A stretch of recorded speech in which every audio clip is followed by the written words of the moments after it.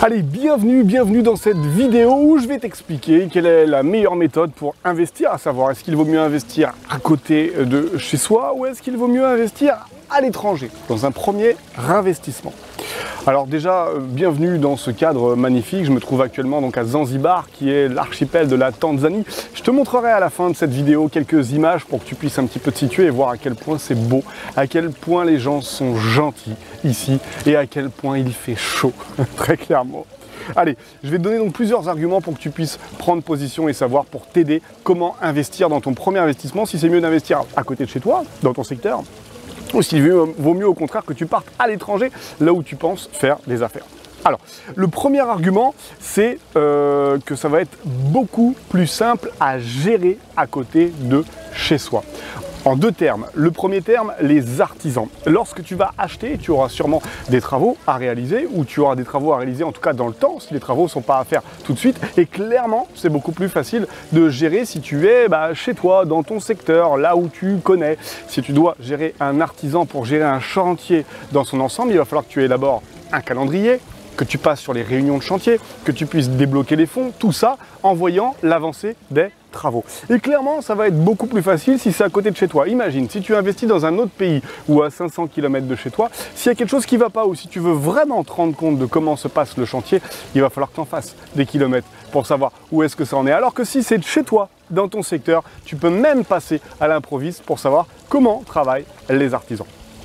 Toujours dans ce gain de temps, tu vas trouver les locataires. Imagine le fait de faire le check-in, de faire l'inventaire, de faire les check-out lorsque les locataires s'en vont, lorsqu'un locataire t'appelle pour te dire qu'il y a un problème ou veut te voir ou désire avoir une question et veut voir le propriétaire. Ça va être beaucoup plus facile pour toi de pouvoir te rendre à l'endroit où tu as investi, si c'est chez toi, si c'est dans ton secteur, plutôt que si c'est très loin. Imagine demain tu achètes un ensemble immobilier de 4 appartements sur lequel tu as un peu de travaux, d'autres des locataires sont en place, tu auras toujours des travaux. Alors oui, tu vas me dire, je peux déléguer, je peux faire par une agence, je peux demander. Mais tout ça, ça va te coûter de l'argent. Et quelquefois, il faut vraiment être sur place, au cœur de l'action, pour se rendre compte à quel point c'est nécessaire et utile de pouvoir résoudre les problèmes. Donc, deuxième importance, les locataires, ça va être vraiment important de savoir pour eux que le propriétaire n'est pas loin et qu'il peut à tout moment intervenir et qu'en tout cas, il suit son ensemble immobilier.